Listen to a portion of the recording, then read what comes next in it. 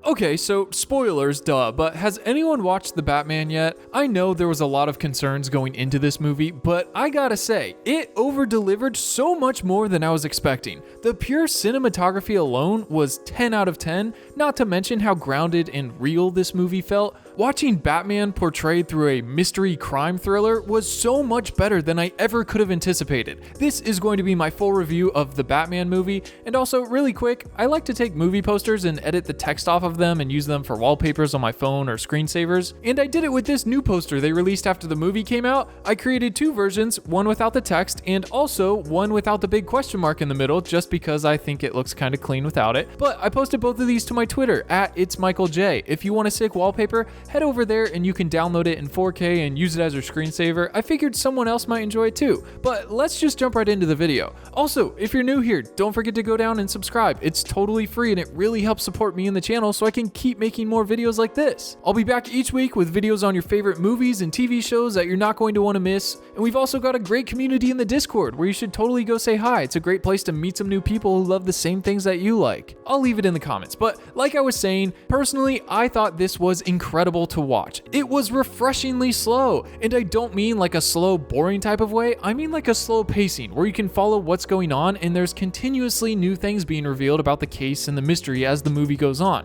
It didn't exhaust the viewer and try to overstimulate them within the first 5 minutes. It kept decent pacing throughout the entire film. It didn't feel like I was in the theater for 3 hours. You always know it's a good movie when it's over 2.5 hours long and it doesn't feel like you've been in the movie for even 2 hours. This also didn't feel like any other Batman movie that has come before it, and with so many wonderful interpretations of the character, you would think that they would have some trouble standing out and being somewhat different, but this film had no problem doing that whatsoever. This felt like something so different from anything I've ever seen. A cinematic masterpiece. At 3 hours long, it goes above and beyond the bar, keeping you engaged in a smooth flow of story, mystery, and action. At one point, I forgot that I was watching a movie based on a comic book character. It just felt like a riveting crime mystery thriller. Going into it, I was worried that the movie's PG-13 rating would hold it back from being as dark or gruesome as a real-life grounded Batman should feel based on the comics and how he operates and who the villains are, but this was not the case. In the first few minutes, there was an F-bomb, lots of blood, violence, action, everything that you would expect from a realistic and grounded modern-day Batman. Robert Pattinson absolutely killed it with this character. He was dark, he was twisted, he was struggling,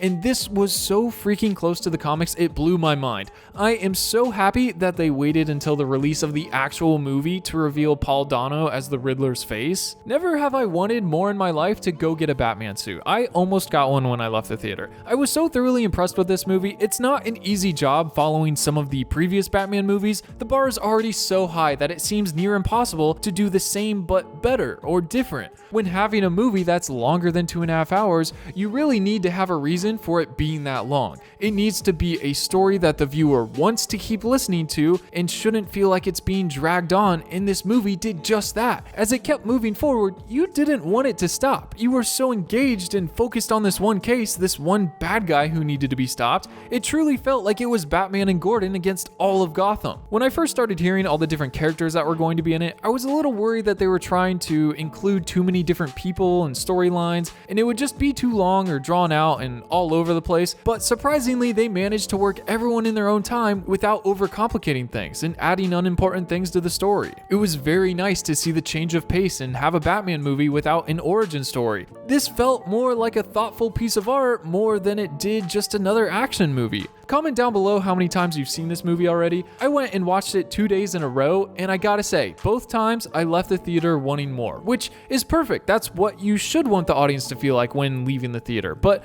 I was so impressed that a 3-hour movie as slow as this made me feel like that. I really love the previous Batman movies, more specifically Christopher Nolan's Dark Knight trilogy. I think those will continue to go down in time as a masterpiece. Those were made during an era where crazy action movies were all over the place, and those really do feel like action movies over anything else, which is totally fine. They worked and they did great and I loved watching them. But this was not trying to be that. This managed to find its own lane to be in, and it felt so dark and gritty and even scary at times. It just felt real. It felt like more of a personal story than most other superhero movies feel like. I think the closest this felt to anything else was the Joker movie with Joaquin Phoenix that came out recently. That was a character study of that one character, and we followed him throughout his journey and listened to his story. And with this Batman movie, you really feel like you were there. You feel like you were going through each day from start to finish with Bruce Wayne and Jim Gordon as they try to uncover the mystery and stop the killings. I really like that at first we were introduced to the Batman through the eyes of a thug, how Batman was meant to be introduced and how he was meant to be seen. Someone who could be in the shadows at any time, someone truly terrifying who you should be scared of and you don't want to be on their bad side. I thought it was a really cool way to start the movie from a different perspective than the rest of the entire movie would carry out. The introduction followed common thieves and thugs around the city looking into the shadows, scared, thinking about what if the Batman is in the shadows, sitting there watching them. We've all done this. We've all gone into the bathroom and thought about what if there's a robber hiding behind the shower curtain, and it really gave me that same feeling about the Batman lurking in the shadows. It felt like it was actually scary for the first time. You needed that demented dark side of Bruce that Pattinson brought to the role to evoke those emotions. When he first comes out, it truly makes a statement and establishes the way the character should be looked at, and that alone says all that needs to be said about who he is and what he's doing. I really like Zoe Kravitz's interpretation of Catwoman. Once again, this character felt so subtle and grounded and like she was on a mission of her own just to get vengeance for her friend and just to get enough money to leave this crime hole. The struggle of her not being able to work with Batman at first felt very real and not just for theatrics. I love their bond and I really hope that we get to see more of her in the future, which I'm sure we will, but their dynamic was really good and very humorous at times, especially at the beginning with her and all of her cats. This movie did a great job at making time for humor, even though it wasn't abrupt about it. Batman is in character the entire movie, he never breaks, and he only shows emotion a few times here and there very subtly. He's a man on a mission and is just looking for justice and vengeance, you could say. But they still somehow managed to work a decent amount of laughs into the movie. Colin Farrell, amazing as the Penguin. It was so unbelievable how much you couldn't tell it was him. I think the prosthetics and everything took like 4 hours each day to get on, which is just crazy.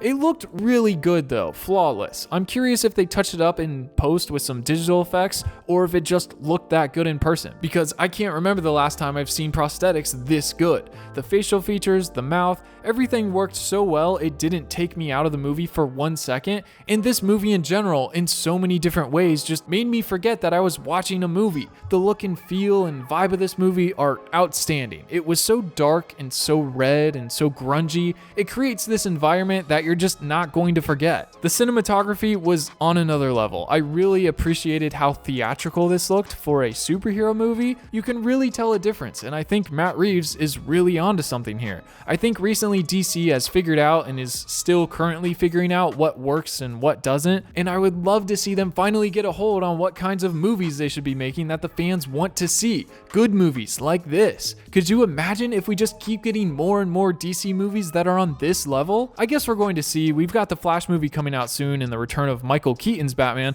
but I'm not sure that movie will even hold a candle to this one. It's going to be in a whole different league. I mean, I could be wrong, but I just don't know yet. This movie set the bar so high and it had so much shock value going for it because this was the first of this style of Batman movie or comic book hero movie that we've seen. So even with the sequel of Batman, it'll be hard to follow it up to this one. But I have faith that Matt Reeves will be able to do a great job nonetheless. Andy Serkis was so good as Alfred. I loved how much of a father figure he was to Bruce subconsciously in the little moments. I really hope he plays a big part in the sequel. I'd love to see more of him and Bruce. But besides that, I think the other thing that I wish there was more of in this movie was vengeance. Yeah, just Batman walking up and beating the absolute crap out of the bad guys. It wasn't that there wasn't enough of it in the movie, it was just so freaking cool that I wanted more. I guess if you did a movie with just Batman doing that for 3 hours, you would eventually get deaf into it and it would get boring, but these moments really carried the movie and gave his character a lot of gravity. I'm really glad in the end they pulled out that adrenaline stimulant just as a cherry on the cake just to get Bruce back up and punching after he got knocked down so hard.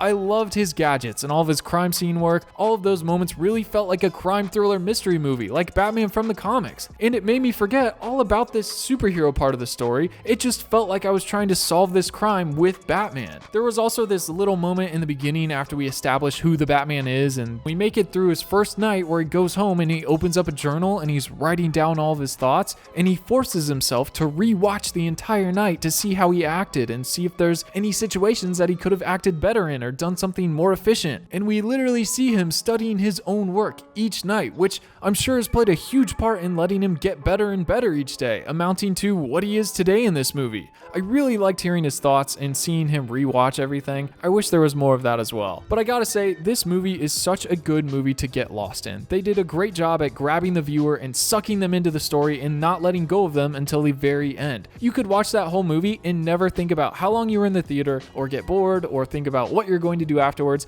They just kept giving you stuff and leading you on and revealing more things, adding more layers to the mystery of it all. I thoroughly enjoyed getting lost in this movie and this world and this story for 3 hours at a time. I can't wait to see what they're going to do next. Thank you so much for watching. Tell me in the comments what you thought of this movie, and until next time, I will see you in the comments, and remember, I am vengeance.